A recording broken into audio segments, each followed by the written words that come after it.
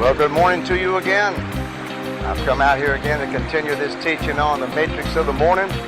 I'm going to roll right now with you on Dabar and Deber and dealing with the oracles of God. I want to continue that. Now, I came out around 6:30 to do this for you. And I'm telling you, this river was so foggy that my camera honestly would not even focus on some items. I'll show it to you. In fact, I'll put it up there for you right now. You can look at the two different shots that I took, and you can see how foggy it is. So I had to wait a while. In fact, I've waited quite a bit. I don't know exactly what time it is.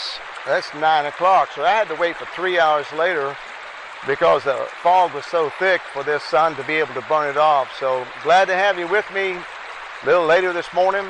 Honestly, this is quite a bit later than I like to get started on things on the river, but I had to work with the elements, if you know what I mean. But we're going to continue to teach on the oracles of God. I've got one camera set way up there on my wood deck. That's it right there. So it's a little bit of a distance, a little bit far away, but it just gives you a different perspective, a different look. So I'm glad to have you this morning. My gosh, it's going to be a wonderful time. I'm telling you, I got on a roll in these oracles of God. I'd like to continue it. We're going to be doing the Deber today, and then if the Lord permits, I'd like to do the oracle of God and how it operates with Urim and Tumim, and take you right in from glory to glory and show you how to be led of the Spirit, walk in the Spirit, moved by the Spirit. You know, we've taken that pretty shallow in our lives as Christians. But really, they that are the sons of God, they shall be led by the Spirit. So we're going to show you how to be led by the Spirit, how to operate, comparing, judging, measuring, if you would, balancing spirit to spirit according to 1 Corinthians, that God is a spirit, how we operate from our human spirit, not our human soul, and how we operate to stay in the Spirit and walk with God. So I got a lot of ground to cover with you. I'll show you how that the Old Testament Urim and Tumim is not really just an Old Testament thing that was in the breastplate of the high priest, Aaron and his sons. That's in us. Show you how to operate with that. So get your Bibles. Going to do a little reading today.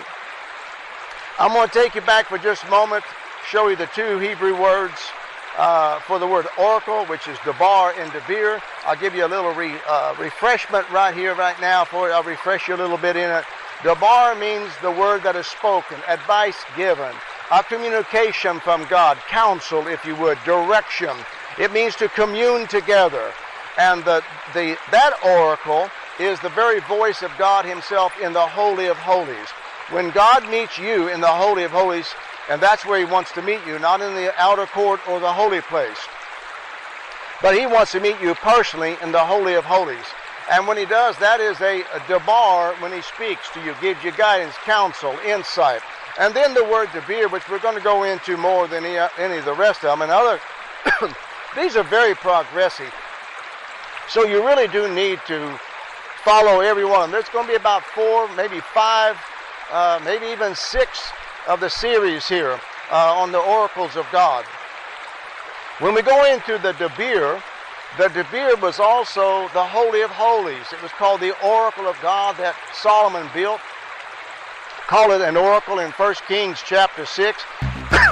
Maybe about 5 or 6 times there he referred to it as the oracle. If you read it in the Amplified, every time it says oracle in the King James, it'll say Holy of Holies in the Amplified.